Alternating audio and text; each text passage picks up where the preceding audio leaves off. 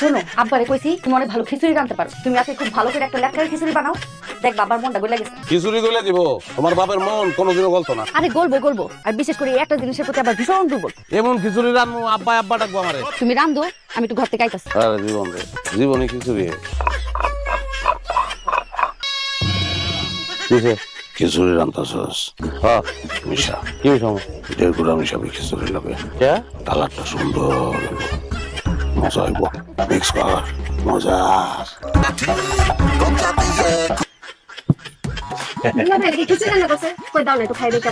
বেশ সুন্দর গন্ধ বাইরেছে। আমি না খাই। আরে বসো জামাই, খিচুড়ি আমার খুব প্রিয়। খিচুড়ি খাইলে আমার বমি বমি লাগতেছে। আমি আজকে খিচুড়ি না খাই, খিচুড়ি খেলে আমার খিচুড়ি উঠবে। আব্বা এত করে কইতাছে বসো খেতে, আরে ডরানোর কিছু নাই। গরম লাগতেছে তো, আমরা গাছতলা যাই, একটু বাতাস খাই।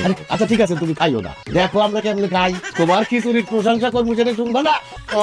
কি হয়েছে দুলা ভাই? হ্যাঁ কি হয়েছে? না মাবত তুমি খিচুড়ির কামলায় পাংখা গজায় দাও, গামলা উড়ে যাক মাবত, নাইলে জ্বর দাও, জ্বরে উড়ে এলো যাক মাবত, ধরা খাইছে কিন্তু মাবত। এটা কি ইটের টুকরা? তুই কি খিচুড়ি বানাইছস না ইট ভাড়া বানাইছস? আব্বা আমার কোনো দোষ নাই, ওর দোষ আব্বা। আমি কি করছি? আমি তোমার কথা কই ওর দোষ কইছি? কিন্তু বাবা আমাকে দেখেন, আমার দিকে দেখেন, কি পাগল নাকি? আর কিসের পাগল?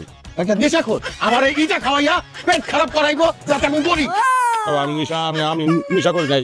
আমি যদি নিশা করতাম এতদিন আপনি মার্ডার হয়ে যেতেন। হয়েছে কি ঘটনাটা শুনেন একটু। আমি রান্তাছি করতে গেলে এসে ইটা পড়ছে, টপ করে আমি খুঁজতাছি ইটাটা গেল কই আর পাইনি ইটাটা। আর জাল পড়ছে তো ইটা আরো জামার মতো হয়ে গেছে। আমার কোনো দোষ নাই, আমি ইচ্ছা করে করি নাই। তোর কোনো ব্যাখ্যা আমি শুনতে চাই না। তুই এক খোঁজ আমার চোখের সামনে থেকে দূরে যাবি, আমার বাড়ি থেকে বাইরে যাবি।